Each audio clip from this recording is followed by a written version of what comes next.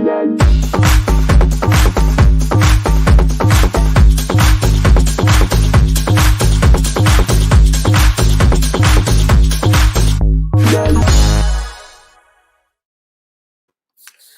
KKR been able to shrug off that embarrassing 84-8 from their last game against RCB? Are they ready to take on the mighty Delhi Capitals? They are at number 4 in the points table, and there are teams that are breathing down their neck.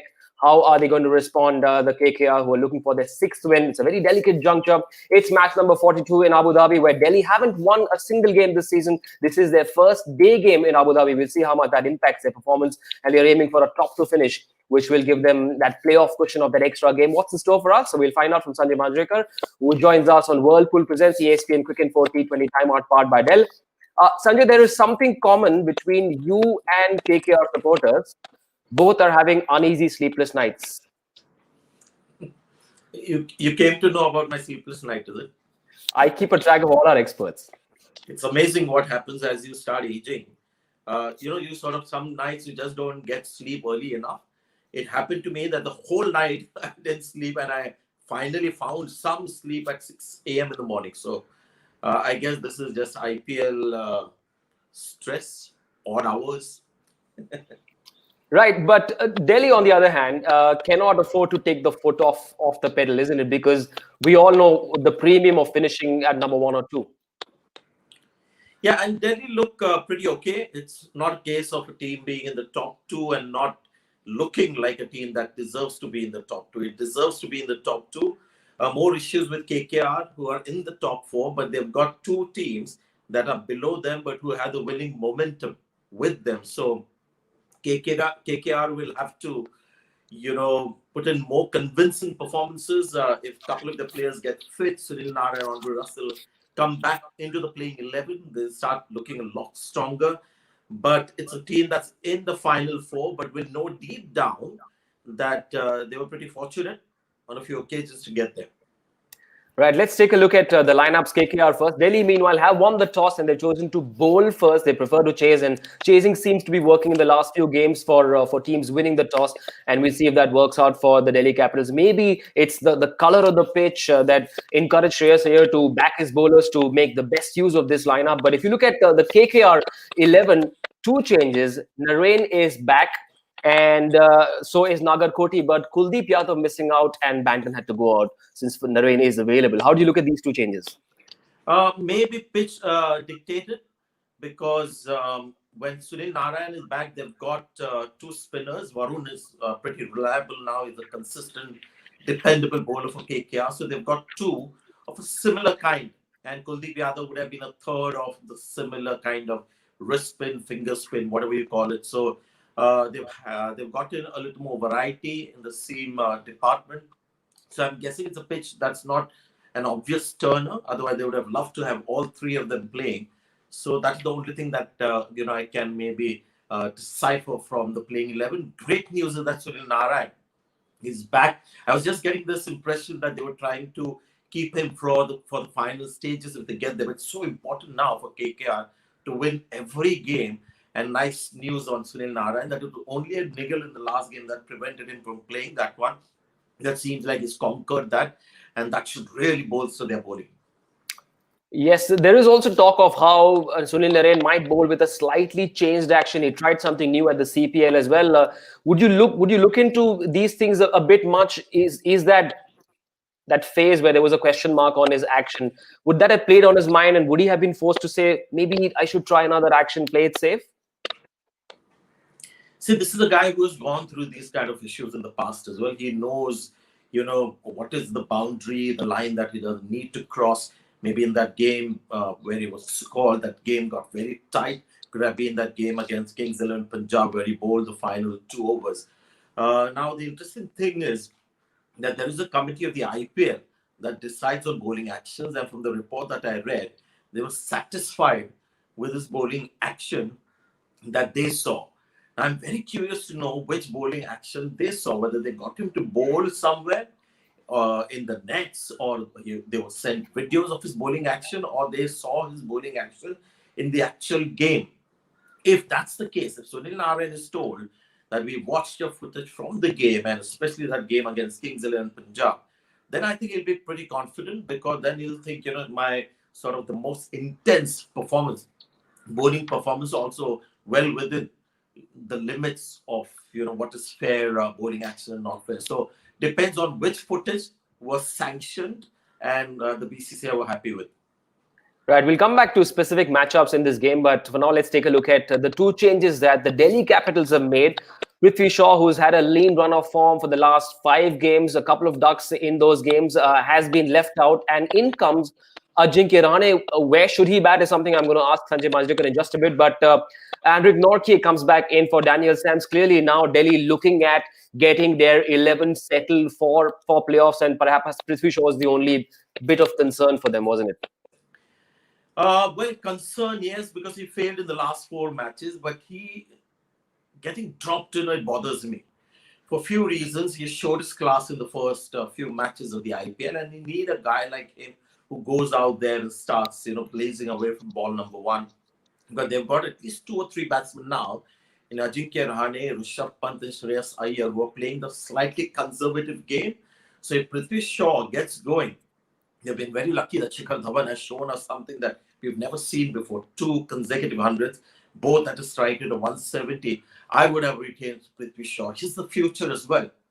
Ajinkya Rahane, perhaps they felt, a man of his stature on the bench, and Prithvi Shaw not getting runs and not convincing in the way he was getting out. But if I see somebody getting out very early in the inning, I'd be pushed to play him a little more.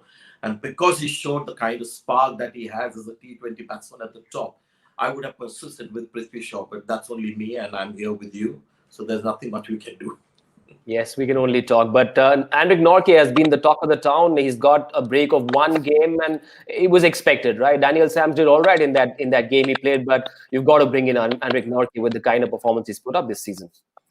Yeah, I guess they were just looking at options.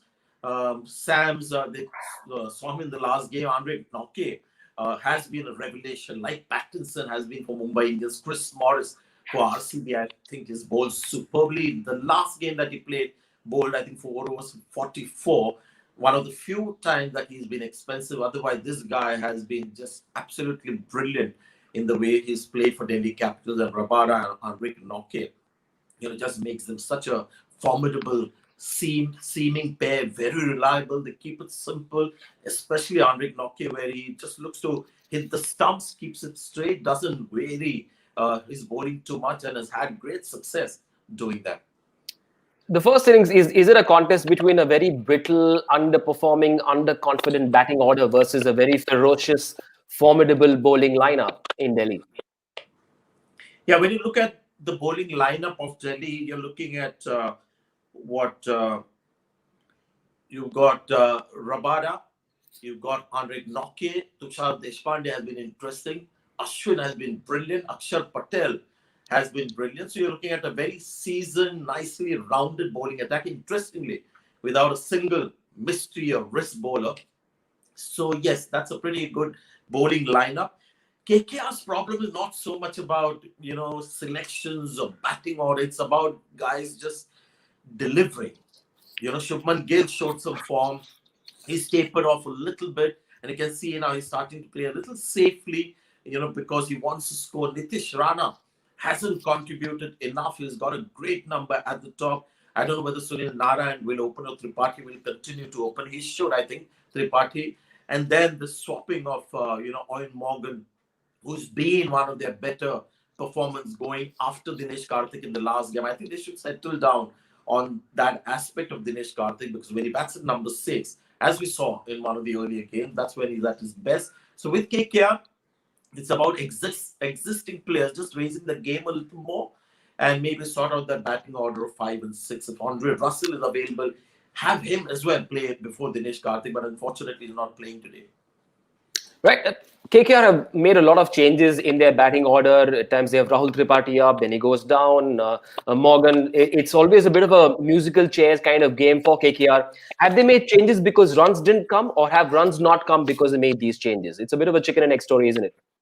Yeah, see, they started off with Sunil Narayan as the opener, and we found out that it wasn't quite working. And there was this theory that Sunil Narayan, when he's playing as an opener, there is a tendency for a cricketer to not then, put all his energies and focus on his bowling, because if he's got a 15-20 run flyer at the top of the innings, just a theory, not sort of confirmed or most reliable. And I thought they felt that they should now start getting a proper opening batsman in. They had Tripathi bat at the top, but that also quickly changed. He batted down the order, and there was somebody else who went up the order as well. So they haven't made as many changes as Rajasthan Royals have done. It's just the crucial number 4, 5, 6 is where the real threat lies, with Andre Russell, Dinesh Karthik, and Owen Morgan.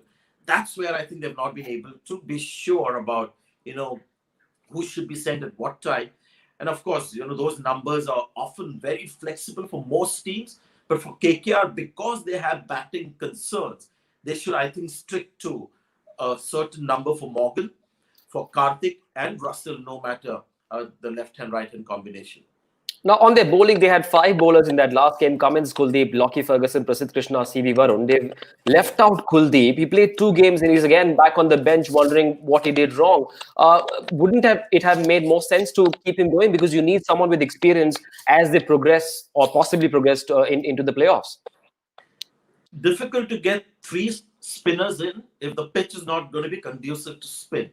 So once Sunil Narayan was back, they had to leave out another spinner.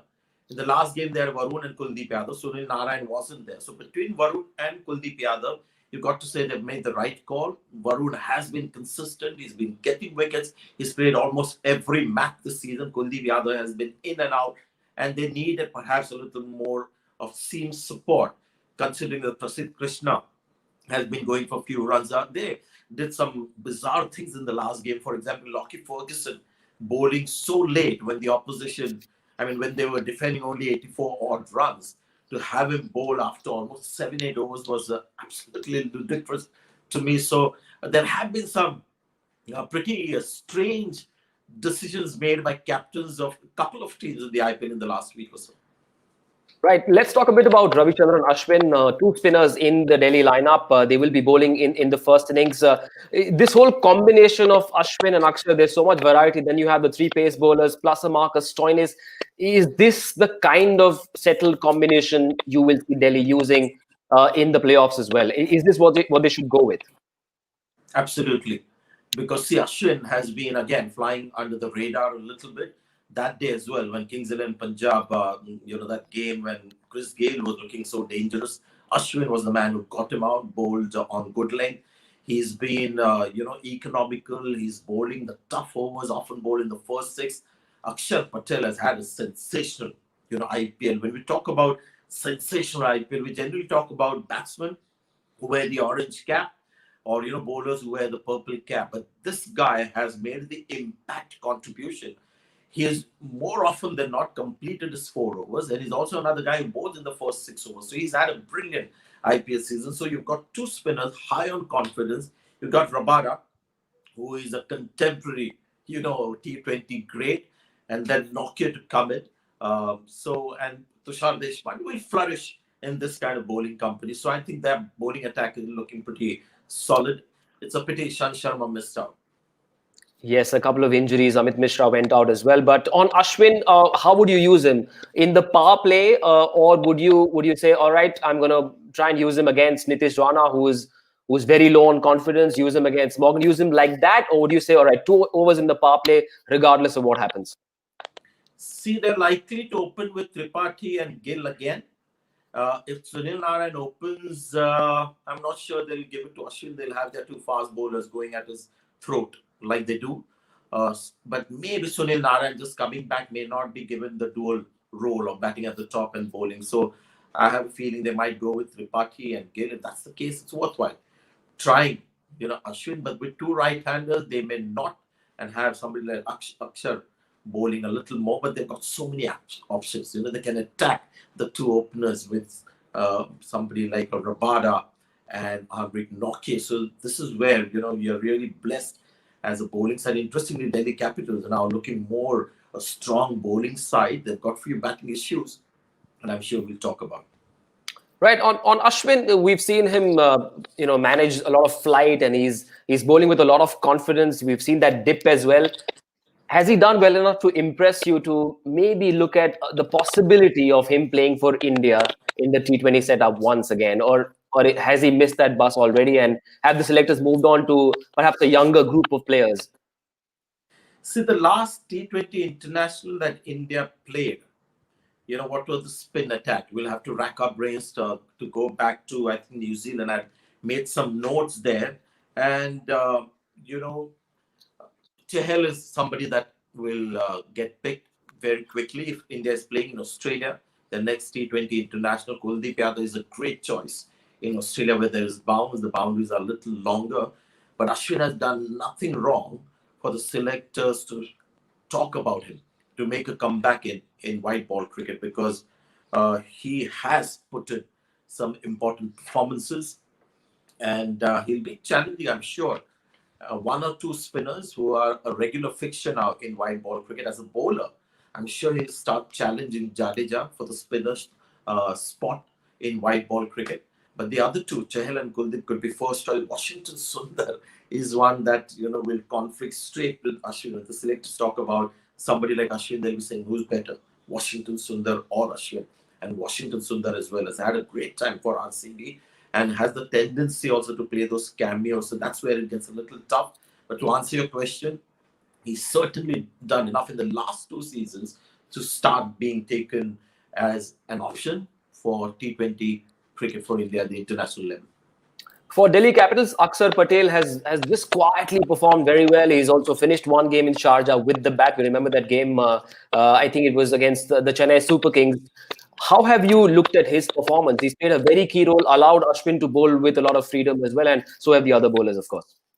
See, there are three kinds of players in the IPL, three that come to mind, who are very similar. There's Akshar Patel, there's Krunal Pandya, and there is Ravindra Jadeja. So they do more or less the same thing, left-arm spinners who bat a bit. And on that count, I think Akshar Patel is currently leading in the race because his bowling has been extremely effective. Krunal Pandya has done well, the occasional contribution with the bat, but in that particular race, you would say Akshar Patel is right there at the top. As I said, he's had a fantastic IPL. His confidence is up. He's hard to score off with the leg that he bowls. If you step out to him, he's always watching your feet and gets the ball flatter. Then, bats down the order, gets those cameos, which I call the impact innings that win you games. And then you've got Krunal Pandya doing the same for Mumbai Indians. Rahul Chahar and Krunal Pandya turned out to be a pretty impressive spinning pair. So in that particular category, when you're looking at three similar cricketers, Akshar Patel at the top, and then you've got to put Krunal Pandya there because he's completing his overs more often than Jadeja. And then three, I would put Jadeja as the sort of contributor in that particular category. I'm intrigued to know. Yeah, I'm intrigued to know how you've seen Shreyas Iyer's growth and development, not just as player but as captain as well now in Mumbai cricket, or even in the days of Bombay cricket. A lot of the seniors and the stalwarts and only the recently retired cricketers tend to keep an eye on young kids coming through the system, which is why perhaps we saw Tendulkar doing what he did. People spotted him very early, and not making a comparison, but you would have seen Shreyas Iyer's growth as a cricketer from Mumbai, now a Delhi IPL captain and so on.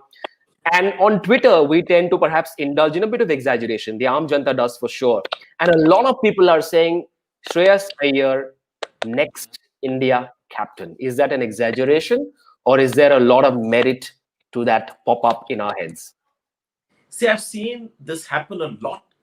IPL is such a high profile tournament and watched by everyone that IPL performances, if you do well in the IPL, fans want KL Rahul to start playing test match cricket as a keeper batsman on IPL performances.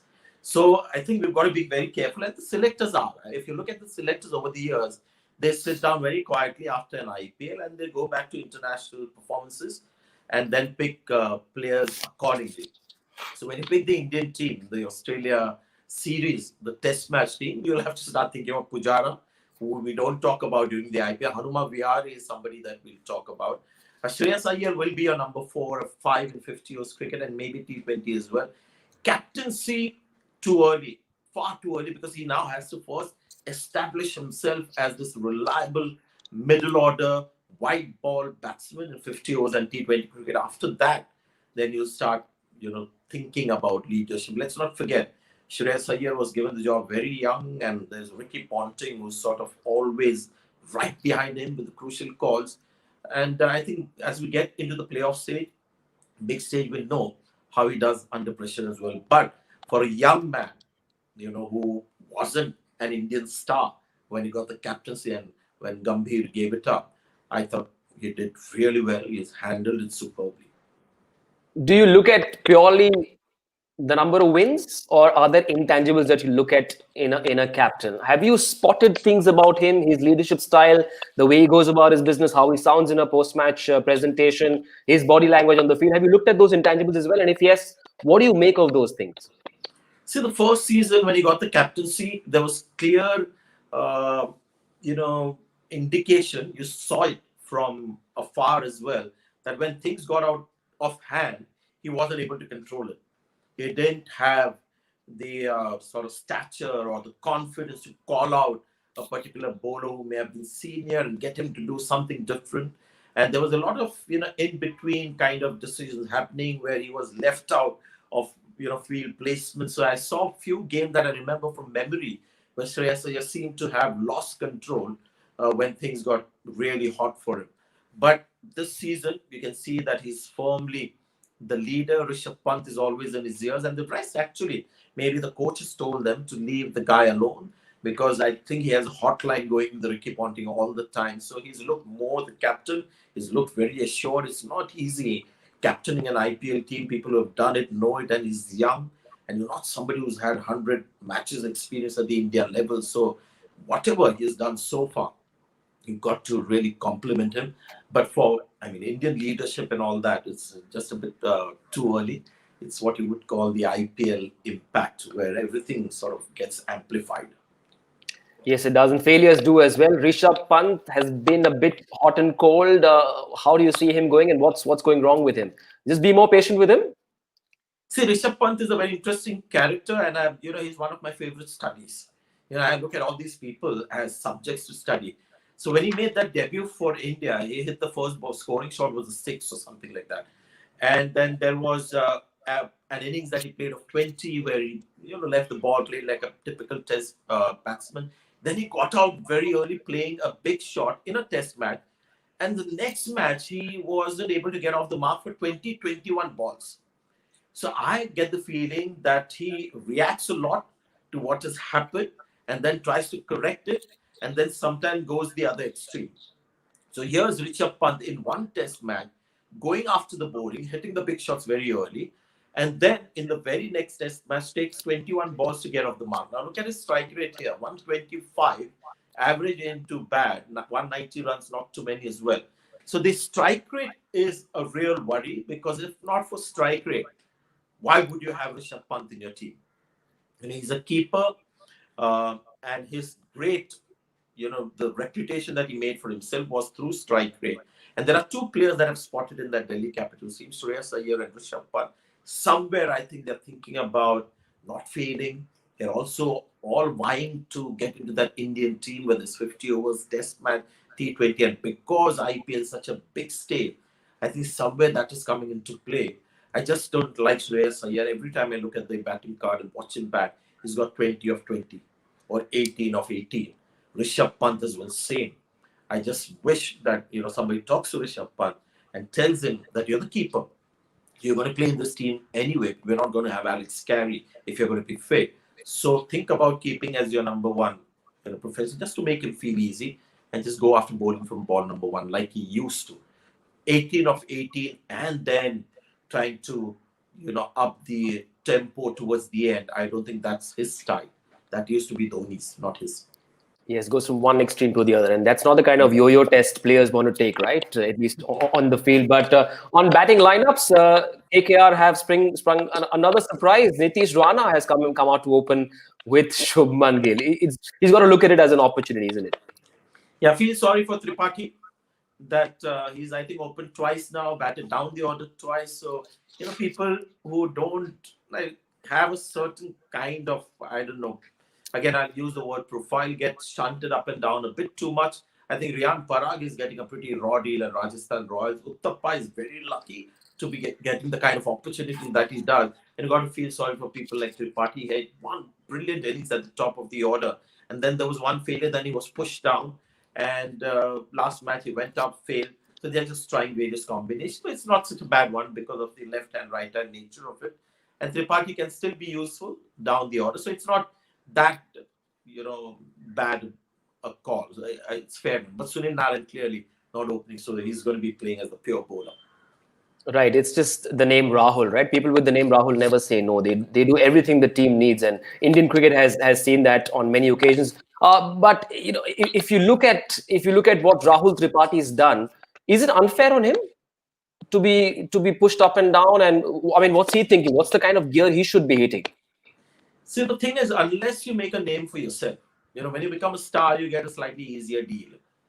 Until then, you've just got to make the most of the opportunities that you get whenever you get it. And there have been a few players in the IPL who have not played every game, but when they get an opportunity, they go out there and contribute. So he's got to keep doing that. If you look at his scores this season, granted that he's batted at the top of the order, he's batted down the order, but consistency is missing.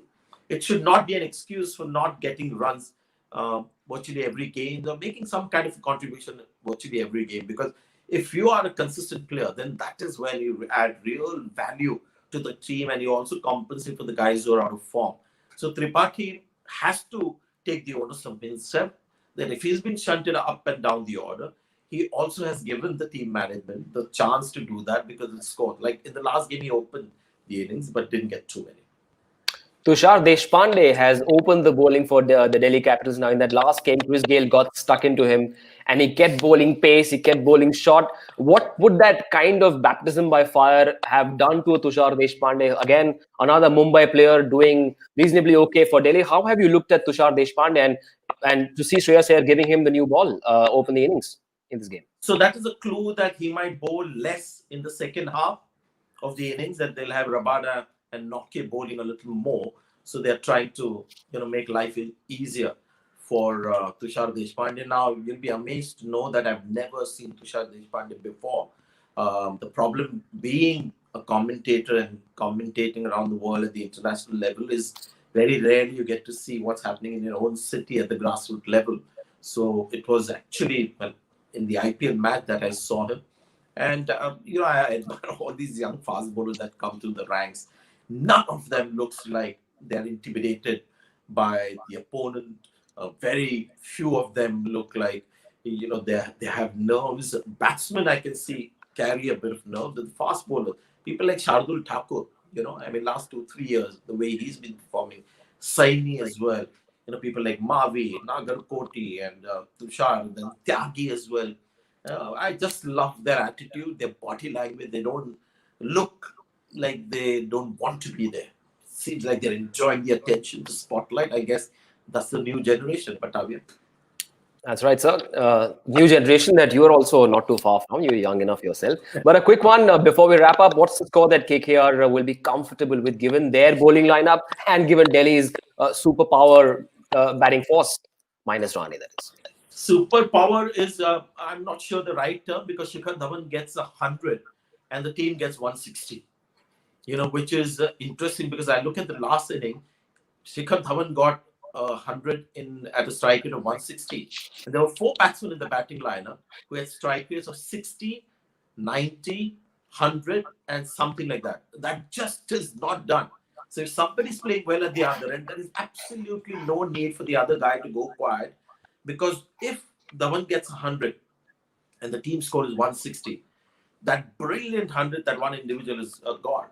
Doesn't help you win the game. So Delhi has got to be careful, and all they have to do is just let these guys know that play freely, go for it. If Dhawan is flying away, there's no need for you to just walk with him. Try and be right behind him. What score is okay for KKR in this game? What score is okay for KKR in this game? What's the score they're looking at? They must be around 165-70. Anything under that, chasing just makes it a little more easier for people like, Shreyas Iyer, PANT, Stoinis. Hetmeyer is back, so bare minimum, I think 170. I should have added the word potentially before saying superpower. So potentially superpower, because there are some big names there. So we'll see what score KKR put up. For now, thanks so much, Sanjay, for joining us on Whirlpool Presents ESPN Cricket 4T20 Timeout powered by Dell. And we'll see you at the end of the first innings to look back at what KKR have managed with the bat. Do join us then. Thanks for joining us. Thank you.